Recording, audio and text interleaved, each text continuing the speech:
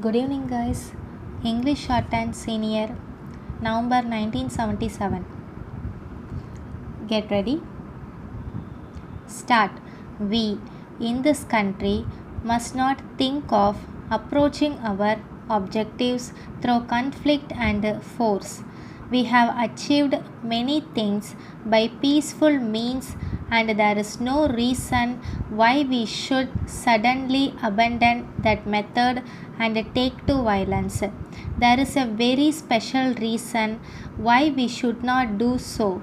I am quite convinced that if we try to attain our ideals and objectives, however high they may be, by violent methods, we shall delay matters greatly and help the growth of the very evils we are fighting. India is not only a big country but a country with a good deal of variety. And if anyone takes to the sword, he will inevitably be faced with the sword of someone else.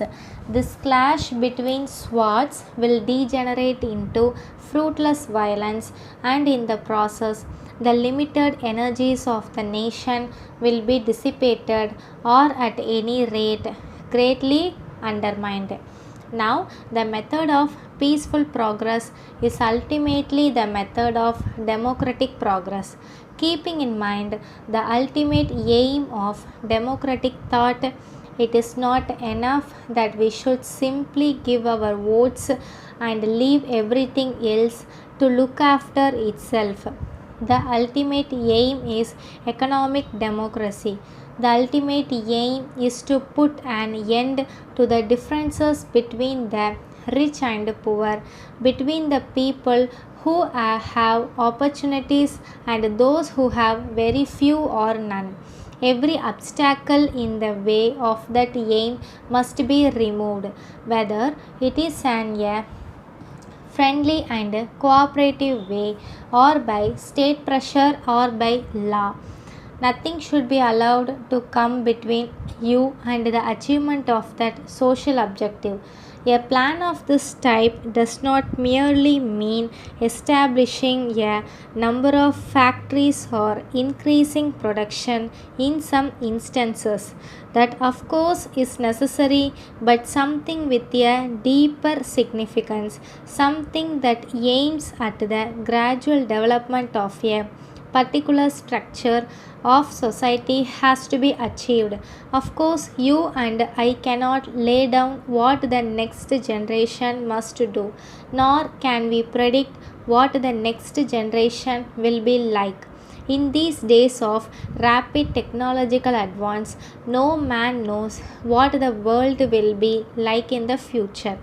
Because India is technologically backward, we sometimes discuss our big problems in rather static way, forgetting that the very ground under our feet is always changing and may be slipping away.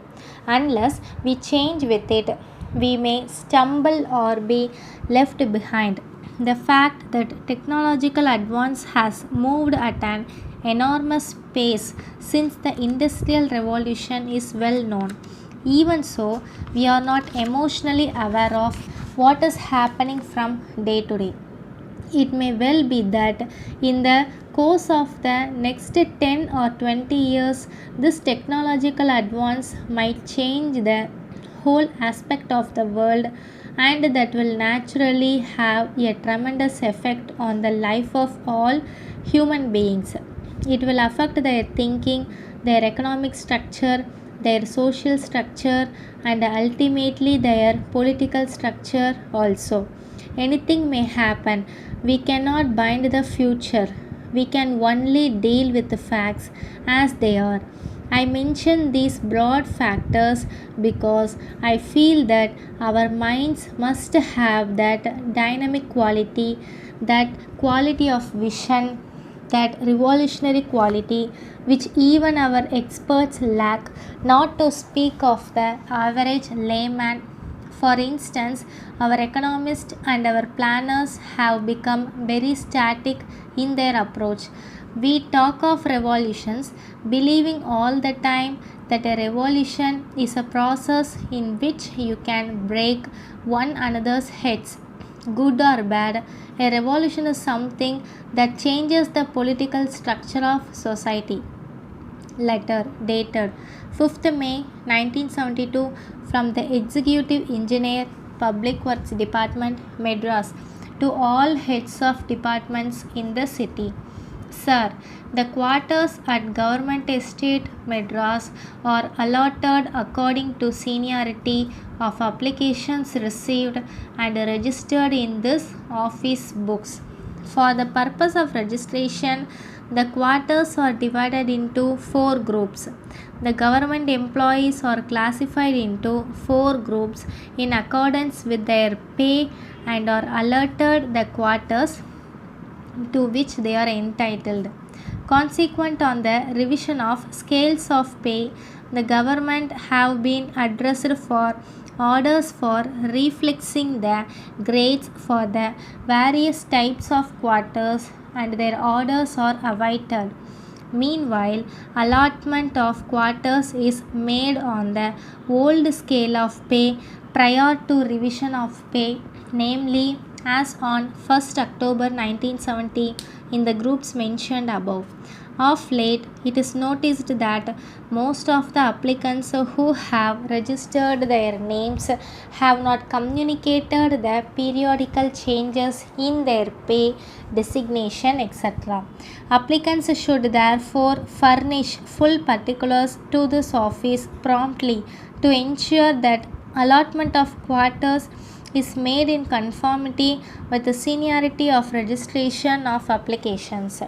I request you to intimate such of those persons working under you have registered their names for allotment of quarters to furnish to this office information regarding their present pay on the revised scale and the year of registration to enable this office to take necessary action.